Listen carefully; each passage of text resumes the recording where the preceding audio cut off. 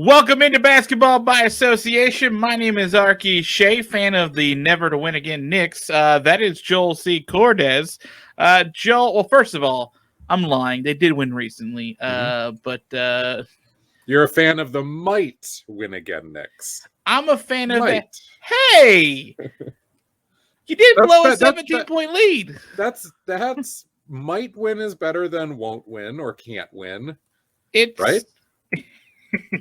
Yeah, it's more hopeful. It's more optimistic, I would say. Yeah. I would say that your Knicks have more wins than the Raptors, who sit a game ahead of them in the standings. They've got more wins than the Hawks, who were down Pacers. by 22 to start the fourth quarter against them a couple nights ago. Sure. Yeah, more wins than the Pacers, the Magic, the Pistons. You got more wins than the Kings, than the Timberwolves, the Spurs, Blazers, Thunder, Pelicans, and Rockets. So you're like in the middle third, sort of.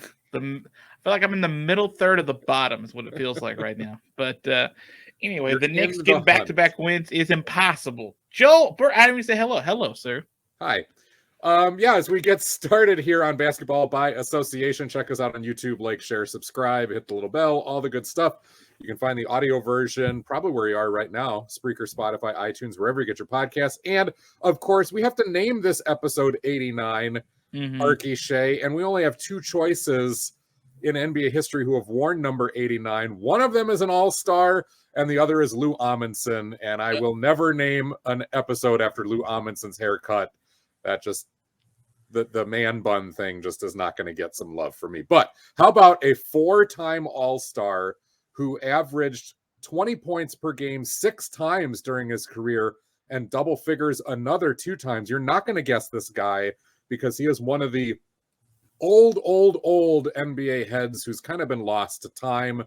In fact, his first all-star appearance came in 1955-56 with the Minneapolis Lakers.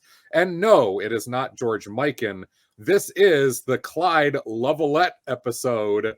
Clyde Lovellette played 4 seasons with the Lakers, 2 with where he was an all-star, his final 2 in Minneapolis. Played with the Cincinnati Royals. We're going through some old teams here. St. Louis, he played 3 seasons there where he got 2 more all-star appearances. Actually 4 seasons in St. Louis, and then wound up with the Celtics, ending his career in 1963-64, which I believe included an NBA championship because those would have been the Bill Russell teams. So quite a bit going on here for Mr. Lovellette. I think he got a couple of rings as well with those Lakers. And I just want to point out that he had 4 different nicknames, and I love all of them. Okay. He could have gone by Clyde Jellybelly Lovellette. Yeah. Clyde Boomer Lovellette. That takes on significance these days. Clyde Boom Boom Lovellette. That's just amazing. And then Clyde the Whale Lovellette. He was 6'9" and 234 pounds, which was a pretty big boy for the 1950s. Yeah, that's huge. They make him like that out of the box now, but before, yeah, that was the. Like I was just I was doing my my sports betting show, Outkick Bets, and we were talking about Purdue taking on Wisconsin tonight in college basketball, and Purdue's got this guy named Zach Edey who was like 7'4.5", and I remember we did a show where I was talking about Florida State, and they have 3 7-footers on their team. Yeah, Joe, I don't know where all these big people are coming from. Like, I don't understand. Like, they're not all like imports. Like, most of them are like in this. Like, I feel like if I had known a 7-footer in my life, I would have seen them like from my house the day I was born. Like, like it just feels like they're exploding. I don't know what HGH is in the vegetables now. That is just dominating these kids' veins and arteries. But man, there's some funky-fied kids out there with some big old length and big old legs and big old everything. Must be the fluoride that the Jets are spraying way up in the sky. Yeah. Must be that. Yeah, that's fluoride, right. The chemtrails, right? Yeah, my teeth just feel so much whiter whenever they fly over. 3-time NBA champ is Clyde Lovellette, just to bring that back to. Oh, okay. I went and I looked it up on the internet by scrolling up on basketballreference.com. By the way, you brought up Lou Amundsen, and I was like, who is that guy? And I looked, Dude's last 2 years were on my Knicks. Yes. Yeah. You got the man bun on the Knicks. Dude. And he played on the Wolves a little bit too, and was just, I mean, there are those guys that are like obnoxious when they're on the other team, and then when they're on your team, you're like, yeah, that's fine. Lou Amundsen was just kind of obnoxious no matter whether he was on your team or not. Dude, Lou Amundsen was on the team. He averaged his most points per game his next to last year, which was with the Knicks. And that was 2014-15. It's not that long ago. He was a hustler. I'll give him that. He was a hustler. He ran all over the place. It might have been his favorite magazine too. Can I just read to you the roster that was that Knicks team, by the way, 2014-15, real quick?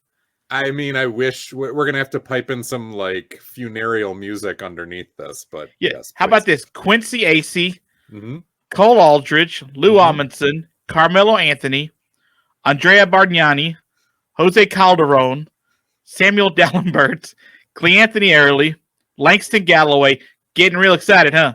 Yeah, Tim Hardaway. Langston Galloway was like a folk hero at that point in New York because that's how bad things had gotten. That was Galloway's year. I was going to say, well, I'll get to this point in just a moment. Iman Shumpert, J.R. Smith was on that team. Jason Smith and Amari Stoudemire, among others. Would you like to take a guess at the 2014-15? How many games the Knicks won that year? Well, I know that was in the absolute bottoming out of what had been a productive Carmelo Anthony, Amari Stoudemire pairing at the beginning, and then Stoudemire got hurt and Anthony was on his way out. So I know they won like 50 some games when they first put that together. I'm going to say they probably had regressed to 28 wins by that point. Yep, and fewer, 17. Whoa. Okay. Yeah, there was like, you want to talk about like whether it's the housing market bubble or the internet bubble, there was a Knicks Carmelo Amari bubble that popped hard. So you're saying Jason Smith and Cole Aldridge all played way too much, Quincy Acey probably as well on that Knicks team. I'm saying, and it was so bad that Andrea Bargnani, if I recall, couldn't even get onto the floor with rosters at the end. Like, couldn't even get playing time, and you're on one of the most dysfunctional, craptastic rosters of that season. Yeah. The end is nigh. Yeah. Okay, so let's talk about stuff that's happening more modern day-ish. Let's talk about one of the teams that's been the most popular to discuss, and I think we should just start off with them now. It's the Brooklyn Nets, who tonight are taking on the Grizzlies. They're a big favorite against them, but they are terrible at home against the spread against them. So if you're betting, blah, blah, blah, look that way. I think they're 1-9 in their last 10. Outside of that, and by the way, John Morant was just the Western Conference Player of the Week. He has been nuts his last 4 games, averaging 38.5. And that's with the Grizzlies missing DeAnthony Melton, Dillon Brooks, and a whole bunch of other very key guys due to COVID protocols. A bunch of dudes are not even going to play in that game. But they are about to play the 3rd game in a row at home. They lost the first 2. And then the news comes that apparently once they start this road trip on Wednesday, release the Kyrie. Kyrie Irving expected to make his debut with the team this season. Joel C. Cortez, do we see Brooklyn now with Kyrie ready to take back the number 1 seed after the Chicago Bulls took it over for him? All of the upside is certainly on their side. They still don't have Joe Harris back, but a lot of the guys who had been out with COVID protocols, remember Brooklyn was one of the most decimated rosters. They're all beginning to trickle back in. And just to tie things back to the Lou Amundsen story, Langston Galloway is on this Nets roster right now because of all of the COVID overhaul. So back in New York, baby. Kyrie, I think, can be helpful in that it's a change-up guy off your bench. We don't know what kind of rust he's going to have to shake off. There's going to be the major concern, especially because Kyrie has been a injury-prone player throughout much of his career. That coming back with that much rust, without a full training camp, with all of that stuff, that he is going to be susceptible to injury. And we may not see much of Kyrie. I know deep down you're going to call that karma. I'm not wishing injury upon anyone, but that is it's a high likelihood given the player and given the circumstances. So you can't just throw him into the deep end of the pool. It's going to be, I think, 12 minutes a game, 18 minutes, slowly ramp it up, see what he can handle, and then figure out where he fits. Because yes, you want to take some of the scoring load off Kevin Durant. That's unsustainable. And yes, outside of James Harden and Patty Mills, there have not been a lot of consistent guys. LaMarcus Aldridge can help in the scoring department, and he has, but he's not a 20-point per game scorer anymore. That's just not his thing. And Joe Harris, when he comes back, should be helpful.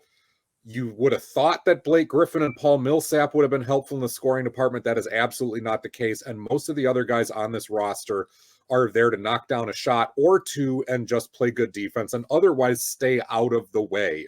When you think of like DeAndre Bembry and Javon Carter, Bruce Brown, especially James Johnson, there's a lot, even Nick Claxton, there's a lot of guys on the roster who are not supposed to have the ball in their hands very often. So Kyrie, in getting some shots, can be helpful. Is he going to hurt them defensively? Once he gets his sea legs, I would think the answer is no, as long as he's committed and as long as he's dialed in. He just needs to be close to a wash. And I've said this for years. I can remember coming on your show way back in the day when it was Cavaliers and Warriors in their NBA Finals appearances over and over. And that was the mantra. Kevin Love and Kyrie Irving just need to hold their own because they're going to help you in the scoring department. And that's where the Nets are at right now. So as these bodies come back in, yes, it's way late in the season, but it's not too late in the season to reconfigure the rotation a little bit, figure out everybody's roles, understand that Kyrie's not going to be with you every single night unless COVID rules begin to change in New York and California, which I don't think that's happening yet, but it might by the end of the season. So get him ready and keep him ready, and that's going to be as much on him as it is on Steve Nash to just be locked in and go, all right, these are the circumstances. It's not perfect, but what can we get the best out of you and the best out of this roster for what we've got? Two things I want to bring up in those back-to-back losses for Brooklyn. By the way, Washington, I'm sorry. Chicago's won like 8 straight games or something. Like they're white hot. DeMar DeRozan, baby. DeMar game winner after game, dudes. Like this is the year to win that MVP, right? Like if he's going to keep doing this, right? He was washed up. He was out of tread. And was an afterthought in San Antonio. Yeah, absolutely. Abso-freaking-lutely. So a couple things I want to bring up about that. First of all, in those back-to-back losses by Brooklyn, Harden and Durant both have gone nuts, 62 and 63 points, and it still hasn't been enough to be able to hold on and to win those games. Secondly, that road trip that Brooklyn's going to go on is a one-game road trip, right? Because here's what it looks like. And we're to talk about, on your point about getting into this rhythm with the team, right? Trying to figure this out. They go to Indiana Wednesday.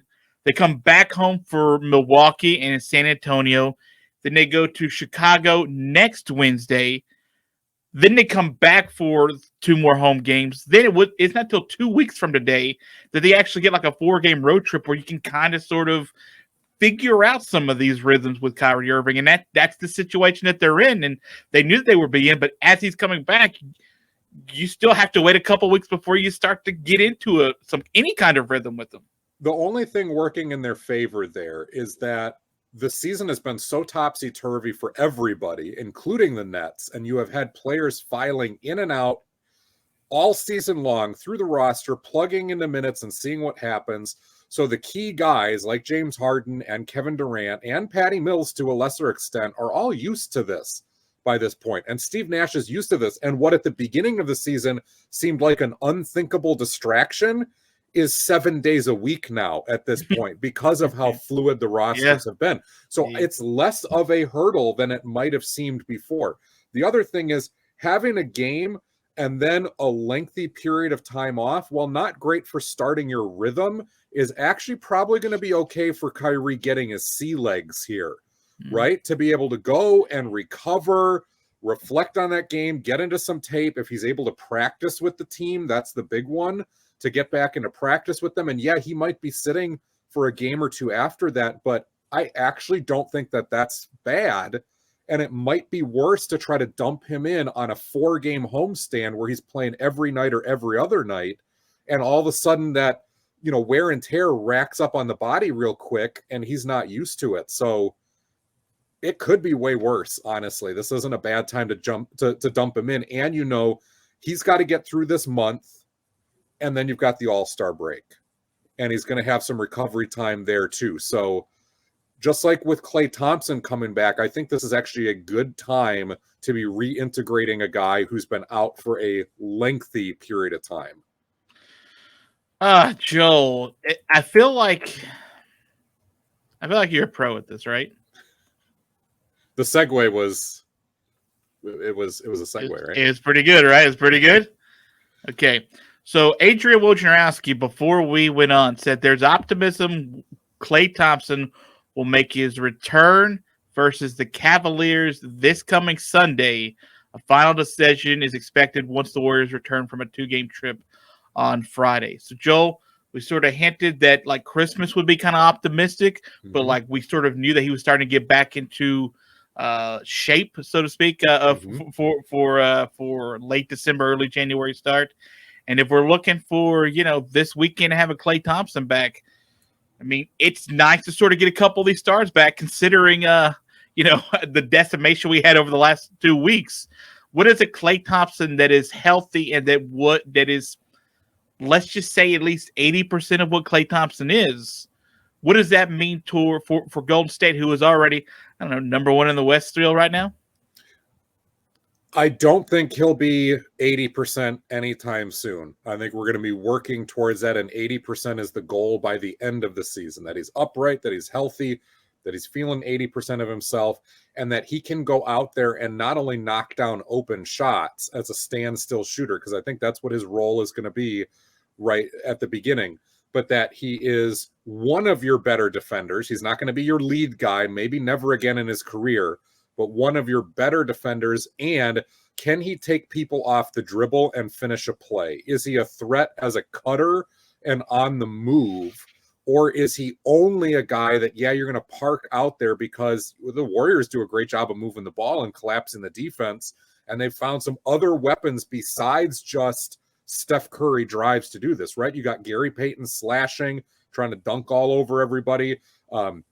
Jordan Poole has done a nice job of getting into the lane and collapsing stuff. Andre Iguodala is a good facilitator. You've got Andrew Wiggins post-ups. And, of course, you always have Draymond Green as a facilitator, not to mention the fact that Nemanja Bjelica is a very good hockey assist guy, like in just moving the ball to the right person. So Klay Thompson is going to get shots. It's going to happen, and he's got to be able to knock those down first and foremost to where the defense goes, he's back enough that a defender has got to be draped on him at all times, even if he's not running off of crazy screens to start with, even if, again, he's not scoring off the move or in those little pin downs that he used to, coming off a quick pick with a 2 dribble and then a shot out of that, or driving to the lane. That's what you're going to work up to. You got to get the lateral movement back, and the muscles are not going to be ready for that after 2 devastating injuries, and he's been out forever. But can you get him closer to that point? I think offensively, the goal is to get him to 90%. Defensively, the goal is to get him to about 70, 75%, and to let your other guys do their thing and cover for him. That's why you have Iguodala. That's why you have Damian Lee and Gary Payton and Draymond Green and Otto Porter. Those are defensive first guys, Kevon Looney. It blows my mind that Klay Thompson is coming back sooner than James Wiseman. So, I mean, that's another key player and another guy that's going to help you on the defensive end and play above the rim, who is still hovering out there, and it's taken way too long. And I just want to say, last thing for me on Klay, the feeling for Klay Thompson has got to be, whether you're a Warriors fan or not, 100% positive across the board, right? We are all cheering for this guy to come back after the setbacks and how long he's been gone. And it's such a different atmosphere than Kyrie, where you might be a huge Kyrie Irving fan. There are still a few of those out there, and you want to see the guy play. And the rest of us, it ranges somewhere from an eye roll to, well, I hope the guy doesn't get injured. It's a totally different feeling. Whereas Klay Thompson has been man, just basketball heavens, please let him stay healthy and just get out there and play again, you know? Yeah, I think was it June 13th, 2019? It's the last time we sort of seen him playing. Like, are you optimistic? Are you optimistic like they can be that? Or are you more hopeful? I'm hopeful. We've seen too many times with guys who have a couple of catastrophic injuries stack up, how hard it is for them to be able to come back and how that dogs their career for a long time, maybe forever. There are always, the cautionary tales of the guys, Anthony Hardaway, that, never were able to come back and never were the same again. For older guys, those type of injuries were career ending. But there are still those like Grant Hill who came back and were productive, never the same player again, but were productive. Grant Hill's injuries lasted longer, were more severe. Klay Thompson is a little bit on the younger side, but you even think of like how young Derrick Rose was when he had his spate of injuries and how long it took him to get back to being a productive player now. But he is a totally different player than the Derrick Rose before. What's in Klay Thompson's favor is not only the youth and the fact that it's been 2 years and not, 2.5, not like 4, but also the fact that his game was not predicated on sheer blazing athleticism, right? It was predicated on his big frame, on his footwork, on his timing, his strength, and his shooting. Those are things that you should be able to reasonably recoup. It's just on the defensive end, how much can you get by with on technique and frame and system if you don't have what athleticism you did to be a lockdown guy? Because it was Klay Thompson and Draymond Green that were the lockdown defenders, and then you throw Andre Iguodala into that too. Like, they had a lot of guys who could be your lead defender. I don't see those days coming back for Klay, but the good news is I think the Warriors have insulated themselves enough that they don't actually need him to do that anymore. I think that's a pretty fair point. The last one, meaning as far as the others were grossly unfair. yeah. I was ranking the points, and the last one the most fair, and they gradually went down from there. But I think it's a pretty fair point that the Warriors have. I think the Warriors would be over the moon if they could get 80% Klay back. But I think what they've done in the drafts since him, and I think what they've done in the offseason since him, has prepared them to not have that, right? Obviously, since they're number one in the West, I mean, they're still doing fine. But like a return of Klay to 80% or not is not going to damage their lineup or their productivity for the most part. It's not going to be like jamming in a superstar to try to just get the guy back because you really need him. It would be a huge asset if you could get something like that. But they're capable of winning it all without him. Let's just take a step back for a second too and recognize that for as many things went horrifically wrong at the end of the Golden State Warriors title run when it came to injuries and whatnot, how many things have broken right for them? Yes, James Wiseman remains out. That's a problem. Klay Thompson, it's been bad. But they found an absolute diamond in the rough in Gary Payton. That was an unexpected guy who now is a rotation contributor. Juan Toscano-Anderson is a guy who probably wasn't going to make an NBA roster and now has been a rotation level player for them. They have resurrected completely the career of Andrew Wiggins, and he fits with what they're trying to do as like a rich man's Harrison Barnes. He is a rich man's Harrison Barnes for what Barnes used to do with those old Warriors teams. They've gotten other guys like Jordan Poole and Damian Lee who fit their roster and what they're asking. They've got a couple of reclamation projects in Bielitsa and Porter who are working out, like are fitting as low-minute rotation guys who provide something valuable and reliable every time they go out there. And they've got a diamond-in-the-rough draft pick. And that's not even James Wiseman, who's a number 3 pick.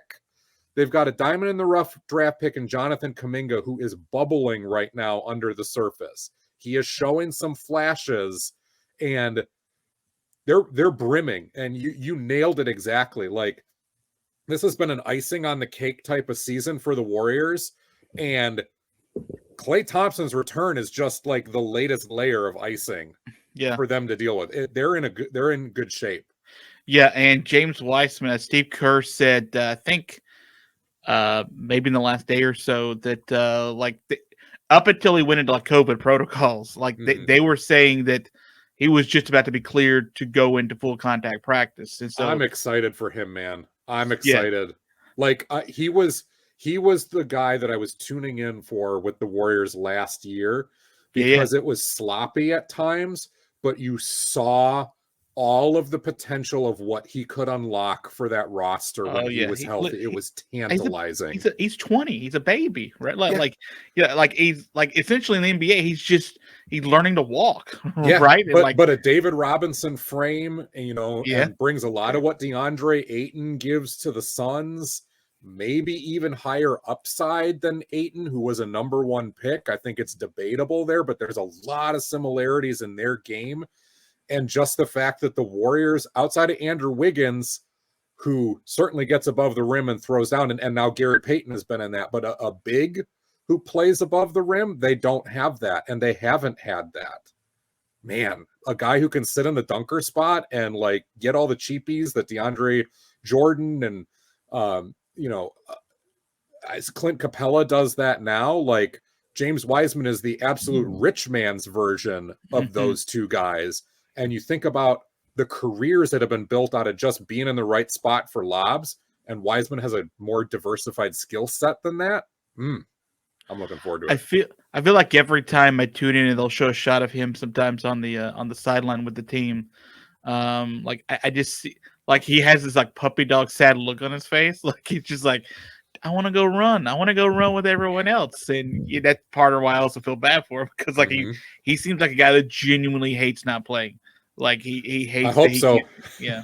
I hope he stays healthy, number 1, but comes out with a fury, comes out with a focus now of having sat out, understanding that it can be taken away from you with all the film and all the practices and all the stuff that he's had to observe. Sometimes that's good for a guy, and it helps, it helps lessen the learning curve to be able to do that. And you've got so many willing passers on that team. That's what's fun about when you've got a dunker spot guy like that. Tyson Chandler was another one. All of those type of players who made a career out of just being ready for the lob had a great point guard to set them up, a great passer, Chris Paul, Jason Kidd, what have you. Wiseman, like I've said, can take you off the dribble. He can run the floor a little bit. He can pop a shot, but he's got multiple willing passers on this team.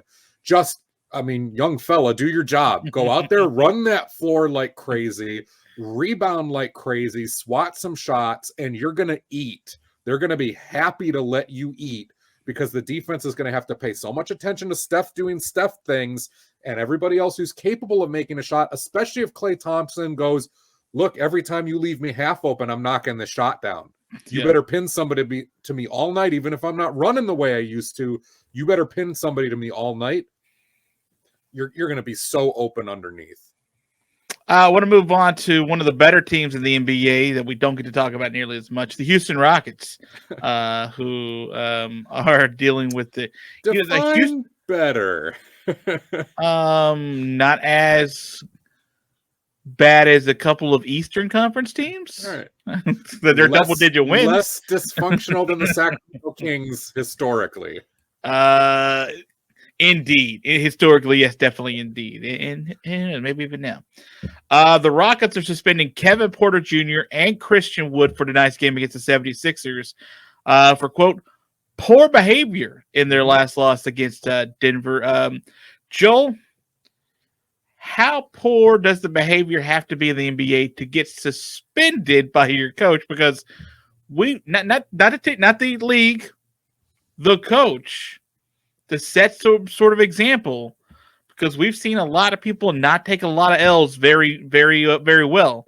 So what do you think of the situation in Houston, and what do you think of Coach Silas making this decision to suspend a couple of his guys for not exactly taking the loss very well?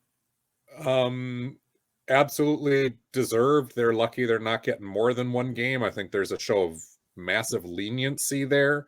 Kevin Porter is the especially troubling one because he left the arena in the middle of a game. Yeah. Kevin Porter also has multiple strikes against him, dating back to Cleveland. Look, I mean, he's got talent. He can play. The NBA is littered with guys who were talented and could play and washed themselves out because they weren't mature enough to be a professional. That was the major red flag with Porter coming into the league. He has multiple times given big reason for pause. He is a lot closer to the end of his career right now as an NBA player than the beginning, and then he thinks. That said, the Rockets, whether it's just lip service to try to salvage the situation, keep some trade value, or maybe it's legit, have said that they feel he has made major strides with his anger management issues. Don't you mean his spirited debate issues? Up to this point. However, and while again, this is another kid that's like 20 years old, so mistakes are going to happen. And if Houston is willing to keep investing, fine. But if this is what progress looks like, leaving an NBA arena, the team that pays you, in the middle of a game and just leaving the arena, that doesn't really look like progress, and it makes us wonder what were things like before the progress. Like, well, I'd read stories earlier this year where like they were praising his progress, right? Like they were talking about how he had made some serious progress. So it wasn't the best look Saturday. It's possible that he has legit put in the work and he has built up some goodwill to where they go, all right, man, that was inappropriate. That's not okay. You're going to face a consequence for that, but let's move on. Let's grow from it. Let's do all those personal growth mantras that are out there. And again, for a 20-year-old, fine. But here too, I mean, it's the double standard. He's a talented 20-year-old and is seen as one of the building blocks and has shown those flashes both in Cleveland and Houston. If this was an end of the bench guy pulling this crap, he'd be out of the league for good. It would just be over. You don't do that. So double standard completely. In the Christian Wood situation, do you hear what Silas said after the game about Wood? First of all, like he was benched for the game, right? He was benched to start the game. And then Silas tried to bring him because he didn't follow team rules. Right. COVID-19 protocol rules. He didn't want to show up for testing on time. He was late to shoot around because of it, blah, blah, blah. So Silas said after the game that one of the younger players said to Wood, hey, you're a veteran. You got to be leading us. Like, you got to lead by example, man. What is this? And, Silas, I don't think ever named a guy. I don't know. I can Google it. I don't think he ever named who I didn't see a name either. I doubt he would. but like, how as a veteran, that's got to feel when a younger player comes up to you and be like, dude, you're supposed to lead us. What are you talking about? Like, because like I think Silas wanted to get him coming in the game, and he was like, kind of moping around, didn't really want to, check in when he was asked to check in. Then played 8 minutes, and they were minus 17 when he did play, and then was not going to go in the second half. Yeah, like a really just poor form. So I understand but like to get on we don't see a lot of like team coach suspensions for players for something like this. Usually it's like hey, we'll hammer it out and they'll play the next day or the next game anyway if they want them to play. Usually we don't see like an open call for like a disciplinary act like this from the team itself for this type of behavior. Here's the troubling part with me. Although we also don't see a lot of players lead the game in the arena in the middle of the game. So to be fair, here's the troubling part for me, and there's a few. Yes, Wood is 26, so he is officially a veteran and should know better. Yes, he's one of the building blocks, and he's getting paid to lead a team like this.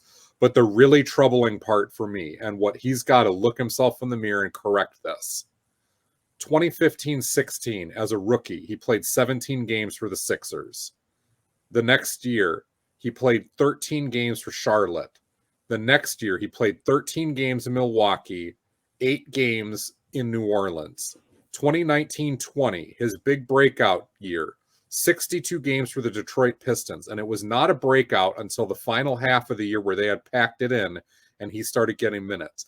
So it took, Christian Wood, you worked 5 seasons to get your shot. You got to Houston and they paid you big money because Detroit was not convinced that you were the guy. So they let you go despite your big season. You get to Houston, they handed you the bag. Your NBA career has barely gotten started. You were a fringe roster guy. You just got your first bag. That's great. You're settling in as a veteran building block on a not great but very promising team that has some talent. You have other proven veterans around you like Eric Gordon and DJ Augustine and Daniel Tice and John Wall, even though he hasn't really been with the team. There are other guys here, so it's not like you're shouldering the leadership burden by yourself. And I understand you've lost 7 games in a row, and I understand that you might be frustrated, whatever. But, dude, don't act like you're a multi-time all-star and your career has, like, you've been greatly disrespected by this. Right. You are a guy who has not proven much of anything yet. And I know as a talking head on some random podcast, my thoughts mean nothing, but let's put this in perspective where his career was even just 3 years ago, much less 5. Like, when we talk about double standards, it kind of goes both ways. If Kevin Durant did this crap, we'd be like, Katie, come on, man, don't be immature, but it's Kevin Durant, right? He might be pissed if they benched him and feel disrespected. Like, Christian Wood, what are you feeling disrespected by? Like, you're not that guy. You're not an all-star. What do you base that on? Like stats, number of games played, being good? Is that what you play? Is that what? No, I'm saying like if you're saying he's not an all-star, do you base it on just the numbers that he's put out there, the amount of time he's been? I'm joking, of course. Yeah, last year in 41 games, it was all-star caliber. He's shown that he's had talent. I don't discount the talent. I don't discount that he is capable of being an all-star, especially as a 26-year-old and a guy who looks like he can put up a double-double. And maybe it's an unfair stereotype, but when a guy has to come into the league and claw his way through multiple rosters to finally get his chance, maybe it's taken for granted or assumed, and maybe I'm incorrect, of how hard that guy had to have worked to get to that point. And those are the guys, typically the ones that grind their way into stardom, who seemingly, anecdotally, don't take that for granted. It just really seems with a Christian Wood move like this that he's taking all the crap it took him to get to this spot, taking it for granted. Instead of just going, yeah, I showed up late, whatever, I got benched, fine, I'm going to lead, I'm going to be the first one off the bench cheering my guys. When I get in, if I'm pissed off about this, when my coach calls me into the game, I'm going to take that anger, I'm going to go out and take it out on the other team. Not sit and pout because I got disrespected or I thought it was unfair or whatever. Like, that's diva behavior. Christian Wood, you don't get to be a diva. You haven't earned the right to be a diva. Realistically speaking, nobody should be a diva, right? Nobody should. Yeah, but you got to be borderline really good. Not like I made it to the NBA good, like really good in the NBA to even start developing that chip on your shoulder to be able to act like that. And all it takes is this one time for that to haunt you. We're still talking about Scottie Pippen not checking into a game. Yes. Like 30 years ago. And Scottie Pippen is a top 50 all-time NBA player. And that asterisk still, depending on what you want to focus on, trails him. Christian Wood is not Scottie Pippen. This will hurt your trade value down the line. It will be used against you. It could be hurting your all-star voting. It could be hurting your bottom line in your checkbook. It could be hurting the perception of you of whether you are a team guy 10 years from now when you're 36 and still trying to hang on to an NBA roster And a team has to make a decision to go, yeah, we know Christian Wood can't really play that much anymore, but what we're looking for is a locker room guy and a steady Eddie. Like, now you have a lot of work to do to overcome this perception. Whereas if you don't do much to do that, you're not going to get that chance at 36. And you work too hard to get here to throw that away by pouting. Yeah. Yeah. Oh, well. All right. You know, like, let him live his life. Okay, let's just figure out what. Right. He's a grown man. He can do what he wants. And I'm do just what you want, guy Mr. 26-year-old Christian Wood, whatever. Yeah, whatever. I'm just some guy, and I recognize that. So yeah, it ain't up to me. I'm just saying, like, historically, as somebody who's watched the NBA for a long time, these are the trends that you start to see come out, and history, whether it repeats itself or rhymes, it does it a lot. Joel, it's time for you to grade a trade. Ready? All right. All right. Degrade the trade. you degrade. Time for you to degrade the trade. All right. And we're going to get degradatious here on Basketball by Association. Just finalizing in the last couple hours. So you may have seen over the weekend that Ricky Rubio ripped up his ACL. He is out for the Cleveland Cavaliers. Yeah. I just want to say real quick, that sucks, man. Because Rubio has had some chances on good teams, and they pointed out very rightfully on The Athletic that when Rubio first came into the league with Kevin Love on the Minnesota Timberwolves, they had something special going there early on. And injuries popped up for Rubio early and often, and they never really got it to where it was supposed to be. And when Rubio started to get healthy, Kevin Love was then not healthy and not happy in Minnesota and got moved. And here was Rubio and Love both resurrecting their careers on a Cleveland Cavaliers team bound for the playoffs as of right now, and a really fun reclamation story with a lot of young guys involved. And it just, for him to get bit by that again, he's played on too many losing teams and has not been able to enjoy winning enough. It just sucks. Yeah, well, the Cleveland Cavaliers, clearly, I think they were down to Darius Garland. I think that was sort of like that. And it got worse because Garland has been out with COVID protocols. It's been Kevin... starts with a P. Let me go back to it. I can't even remember. Pongo. Yeah, Kevin Pongo. Pongos or something like that. Yeah. By the way, just announced that Isaac Okoro is going to be out for a couple of weeks for them, 2 to 3 weeks. Kevin Pongos. My bad, Kevin. Yeah. Sorry, we got you. I think I call them Songos. Pongos. Yeah. So, anyway, yeah, injuries hitting them and COVID hitting them kind of hard again. It hits everybody. But so the Lakers said, "We got you, Holmes. We give you a Rajon Rondo. How about that?" Yeah, buddy. And do not fret, because the New York Knicks are involved too. That's right. Tell me more.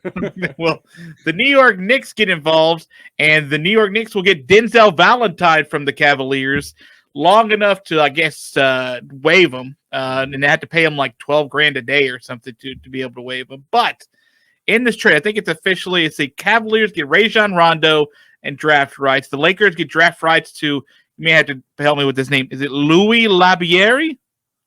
Your guess is as good as mine because I don't have it in front of me. All right. The Knicks get Denzel Valentine.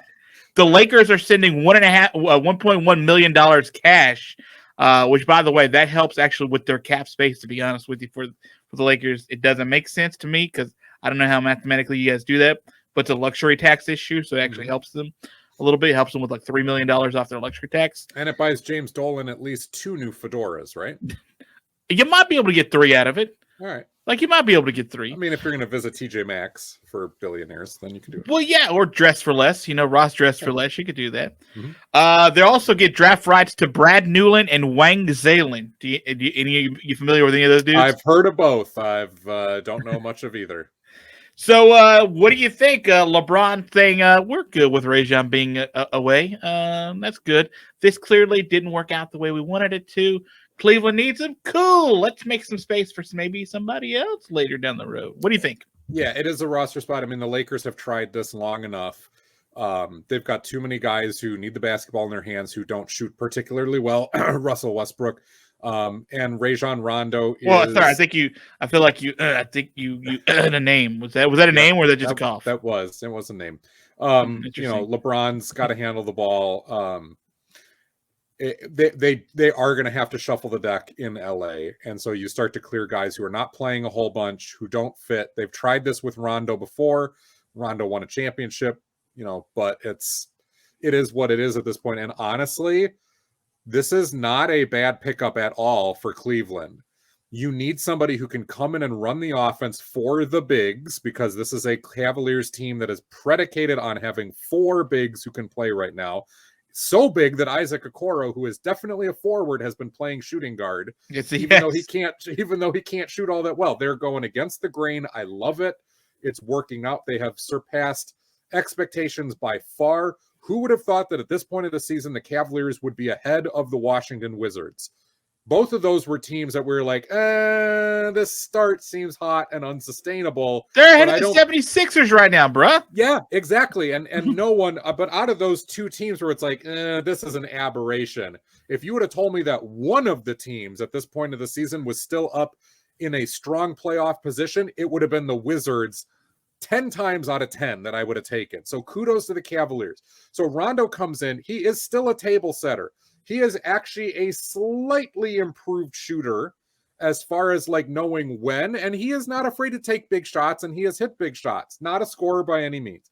Defensively, he has taken a step back. So he's replacing Ricky Rubio, who had the exact same role, which was be a steady Eddie when you're in there, just make the right play, don't get in the way of Darius Garland and his maturation, and Garland's ability to play on or off the ball, which was developed by playing alongside Colin Sexton, who is yet another Cavalier that they are missing badly in the backcourt. Giddey Osman, I guess, has also been out. So, it's racking up for them. But Rubio is better than Rondo at this point. He's got the bigger frame.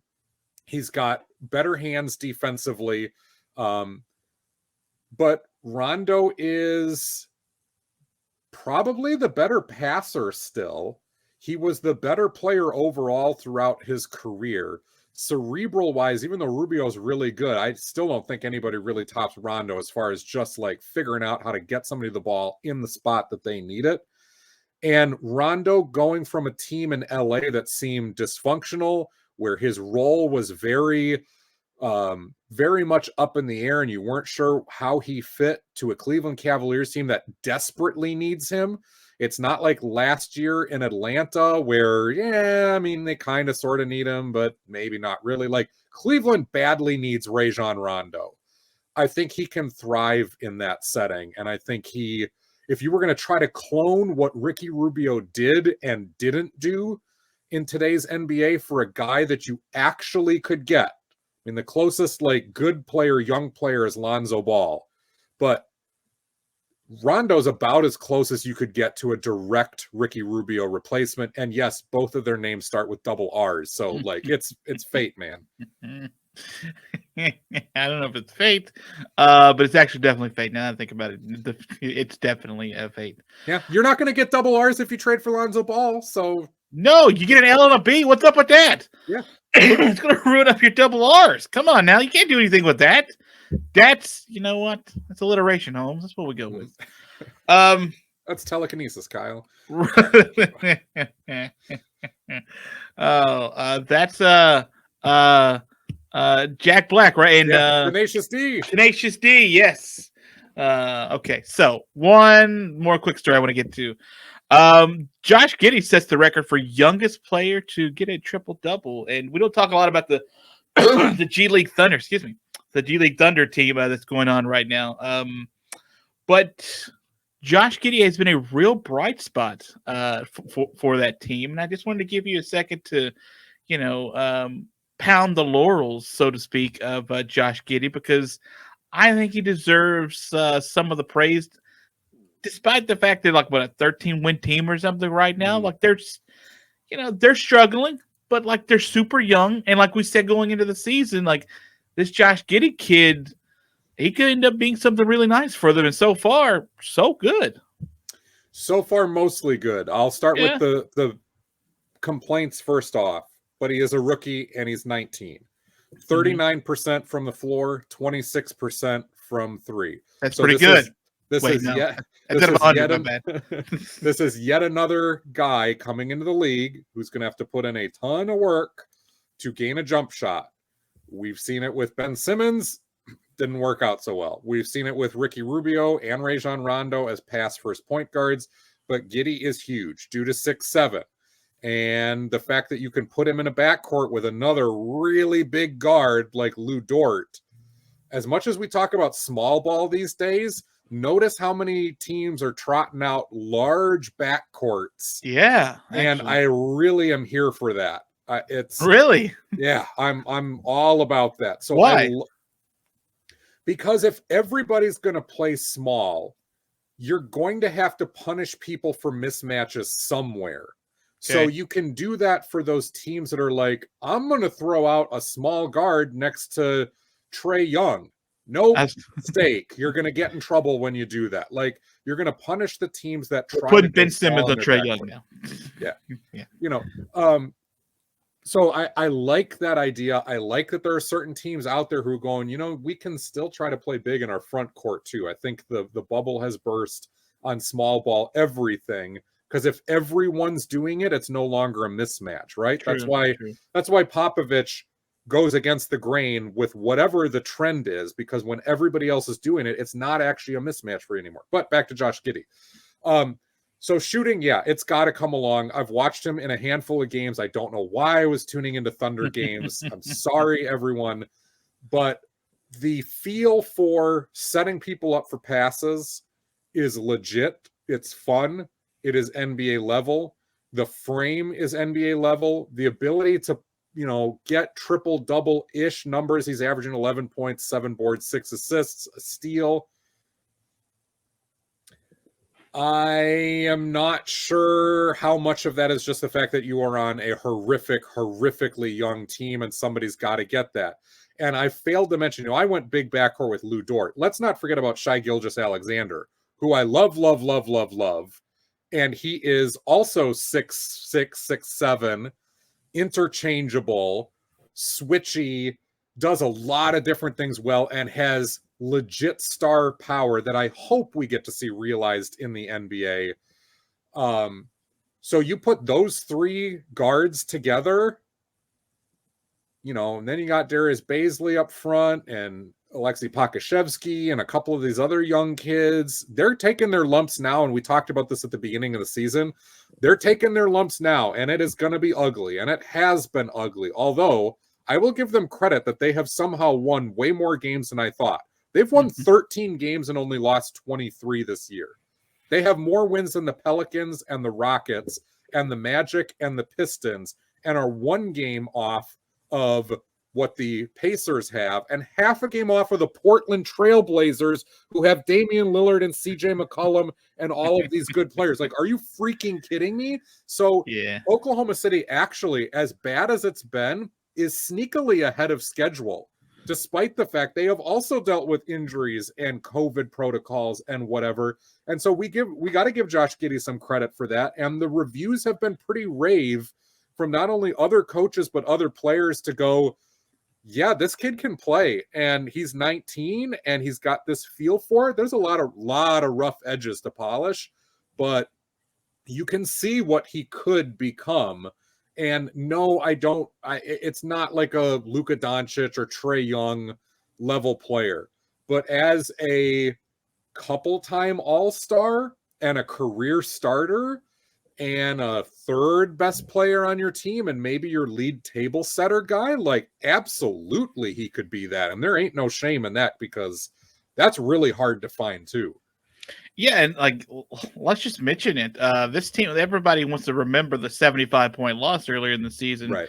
But they've got a couple of wins over the Lakers. They've got a win over that Grizzlies team that they beat them by 75. Like, the next time they've been played, they ended up beating them. They've beaten the Clippers, the Nuggets this season. They've got quality wins under their belts to make you think, hey, man, I don't know what's here, but like, they're not a pushover like we sort of think. They're scrappy enough to be promising. And that's a testament to the coaching staff. That's a testament to those kids. That's a testament to, I was going to say veterans, but you got Derek Favors there, and I guess Mike Muscala. So kudos to whatever they've been able to do as far as helping. Shai Gilgeous-Alexander at this point is like a third, fourth-year player, is a legit cornerstone veteran for that team, and supposedly has done very well with that. So I am not opposed at all to what they are trying to put together there. And as far as teardowns go, you've got some pieces to work with. And I feel a lot better about these pieces than like what Orlando's been trying to cobble together for years, you know, or even like what Sacramento has tried to do for years. But because it's just such a stinky place as far as this leftover chemistry dysfunction that the organization just can't shake, multiple owners and coaches and whatever, like OKC, you feel good about. You almost feel better about OKC's chances of actually seeing it through and putting it together than you do Houston's chances with those very, very mercurial, to put it nicely, talents that they have there that have shown their massive red flags. All right, before we get out of here, do you think I was not going to mention the last time since the last time we spoke? My Knicks beat the crap out of your Timberwolves. It was like 8 points. Yeah, that's what the Knicks have done this season. That is in Knicks land. That's a throttling of what happened to your Timberwolves. So craptastic, I guess. So apologize to Tom Thibodeau. The revenge tour is on, and he's gotten the best of you yet again. There was a great article by one of the Wolves blogs. I forget what it was, which one. It might have been Howlin' with Wolves. I'm sorry if I'm misattributing this, guys. There was a great headline after the game, so after the Knicks had won, that said, Tom Thibodeau is the NBA's new Mr. Magoo. Disagree. Bruh, I said apologize. That's not apologizing to Tom Thibodeau at all. What are you doing here, man? I would just like to point out, circumstantial though it may be, that if the season were to end today, the New York Knicks would not be in the playoffs and the Minnesota Timberwolves would be. And the Minnesota Timberwolves' future, I'm willing to take that loss when they were undermanned and they lose by 8 points to a Knicks team that had mostly everybody. Wolves were without their entire starting lineup, including their 3 all-star caliber players. To lose by 8 points, I'll take it, and I'm happier about the Wolves' trajectory going forward than I am New York's. And that's despite the fact that I'm willing to say that Julius Randle is a really, really good player, and I really hope that RJ Barrett turns out. But I'm going to take Chris Finch as coach any day over Tom Thibodeau, and I've seen both. I'm going on the record to say that's the worst apology you've ever done on this show. The very worst. It won't be the last. It's the absolute I've worst had years apology. to practice. Tom Thibodeau, if you're listening, I'm sorry for his apology. That was awful. All right, Joel, I guess you can wrap it up now. Do you think you can wrap up a show better than you apologize to your former coach? Yeah, let's do it with love. Lovelette, that is. It's the Clyde Lovelette episode, and episode 89 is in the books. Like, share, subscribe on YouTube. Do the same thing on Spreaker, Spotify, iTunes, wherever you get your podcasts. And we'll do this again. That means we got episode 90 coming up. And there's been a couple of players who have worn number 90 in their career. So we'll keep that as a little teaser for next time. And no, there won't be any Tom Thibodeau love for me coming ever again. Okay, Joel, that's rude. All right. Goodbye, everyone.